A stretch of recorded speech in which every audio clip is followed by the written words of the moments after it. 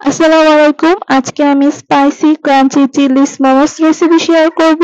আর এই রেসিপিতে আমি মোমোসের সসটাও বানিয়ে দেখাবো। এর জন্য A to Z এই রেসিপিটা ফলো করলে আপনারা বাড়িতেই পারফেক্টলি ভাবে মোমোস রেসিপি তৈরি করে নিতে পারেন। এর জন্য আমি ফার্স্টে একটা বাটির মধ্যে আমি এখানে চিকেন নিয়ে নিলাম। তারপর এখানে 2টা গলা বড় রসুন নিয়ে নিলাম এবং 2 টুকরো আদা নিয়ে নিলাম। এবার এখানে আমি 2 চামচের মতো সয়া সস নিয়ে নিলাম। এই সব উপকরণগুলো ভালোমতো শিলপাটায় বেটে নিয়েছি। এবার এর মধ্যে 1 চামচের মতো ধনেপাতা কুচি, কিছু কাঁচামরিচ কুচি এবং গাজর কুচি এবং ধনেপাতা কুচি দিয়ে এর মধ্যে কিছুটা গলানো বাটার দিয়ে দিলাম। আপনারা চাইলে সয়াবিন তেলও দিয়ে দিতে পারেন। তারপর সবগুলো উপকরণ একসাথে ভালো করে মিশিয়ে নেব। এবার এর মধ্যে স্বাদ মতো লবণ দিয়ে দিলাম। তারপর আবারও সব উপকরণগুলো ভালো মতো মিশিয়ে নেব।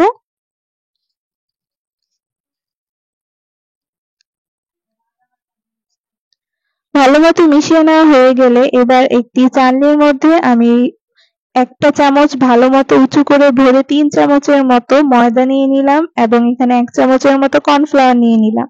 তারপর সব উপকরণগুলো ভালো মতো চেলে নেব।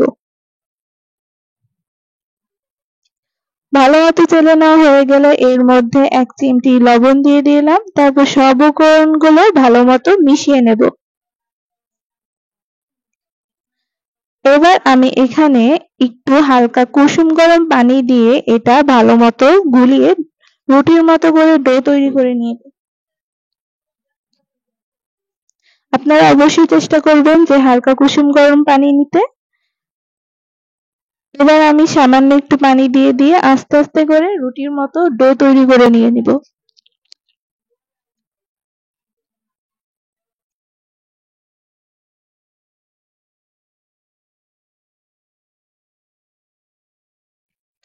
ডোটা ভালো মতো তৈরি করা হয়ে গেলে এবার এটা প্রায় 20 মিনিটের মতো ঢাকতে দিয়ে দেব। এবার এর মধ্যে আমি এখানে সামান্য একটু রসুন কুচি করে ভেজে নিয়েছি এবং রসুনের তেলটা একটি ছাঁকনির সাহায্যে ছাড়িয়ে নিলাম। এরপর একটা বাটির মধ্যে আমি এখানে 3 চামচের মতো চিলি ফ্লেক্স নিয়ে নিলাম। তারপর সামান্য একটু কাঁচা রসুন কুচি নিয়ে নিলাম।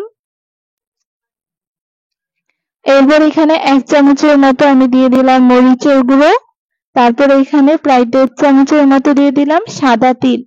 এবার এখানে আগে থেকে যে রসুনের তেলটা ছাড়িয়ে নিয়েছিলাম সেই রসুনের তেল ভালো মতো গরম করে এর মধ্যে ঢেলে দিয়ে দিলাম। এই সময় ঢালার সময় খুবই সুন্দর একটা স্মেল বের হয়। এভাবেই ভালো মতো ঢেলে এর মধ্যে ভালো মতো নেড়ে চেড়ে মিশিয়ে দিব। এবার এটা সৌন্দর্যের জন্য আমি একটি গ্লাসের মধ্যে ঢেলে নিচ্ছি। এভাবেই সসটা তৈরি করা হয়ে গেছে। এর মধ্যে আমার 20 মিনিট হয়ে গেছে। এবার আমি ডোটা ঢাকনা খুলে নিলাম। এবার ডোটা অর্ধেক করে নেব এবং এটার মধ্যে সামান্য একটু ময়দা ভরিয়ে ভালো মতো বেলে নেব। ভালো মতো বেলে এটা বড় সাইজের একটা আকৃতির রুটি তৈরি করে নিব।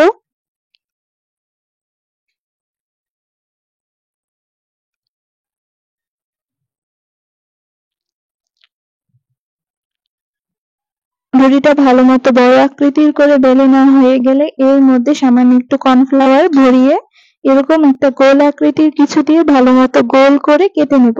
আপনারা চাইলে আপনাদের বাড়িতে যে কোনো কিছু দিয়ে গোল আকৃতি করে কেটে নিতে পারেন। এভাবে আমি অনেকগুলো গোল আকৃতি কেটে নিয়েছি।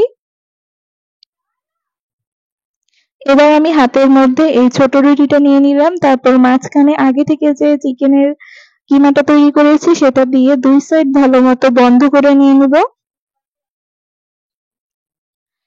এবং এই 2 সাইডের কোণা একসাথে করে এভাবেই একটি সহজ আকৃতির আপনারা মোমোস তৈরি করে নিয়ে নিতে পারেন।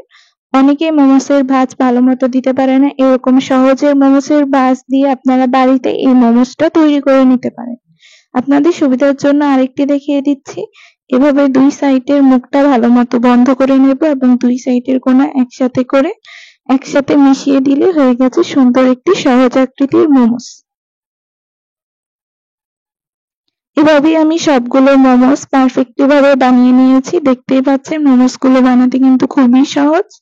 এবার একটি প্যানের মধ্যে আমি সামান্য একটু তেল চারপাশ ঘুরিয়ে ভরিয়ে নিব এবং এর মধ্যে আমি যে বানিয়ে রেখেছি সেই মোমোস গুলো একে একে ভালো মতো দিয়ে দেব।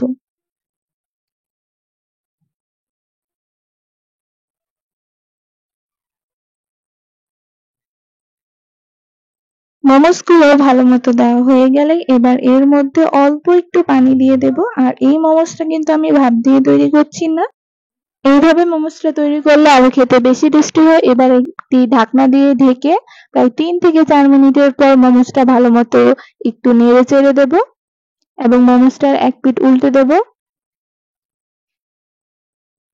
এভাবে মোমোসটা কিন্তু আপনারা অল্প সময়ে কোনো রকম ভাপের ঝামেলা ছাড়াই বাড়িতেই তৈরি করে নিতে পারেন। আর এভাবে মোমোসটা খেতে কিন্তু ওই মোমোসের থেকে আরো বেশি দ্বিগুণ স্বাদ লাগে। এভাবে আমার মোমোসটা ভালো মতো তৈরি করা হয়ে গেলে এবার এটা নামিয়ে নেব এবং এটা পরিবেশন করে নেব। এরপর একটি বাটির মধ্যে আমি এখানে প্রায় 3 চামচের মতো সয়া সস এবং 3 চামচের মতো লেবুর রস নিয়ে নিলাম এবং আগে থেকে যে তৈরি করে রেখেছি সেটার 2 চামচ আমি এখানে দিয়ে দিলাম এবং সবগুলো ভালো মতো মিশিয়ে মোমোসের উপর ভালো মতো ঢেলে দিলাম।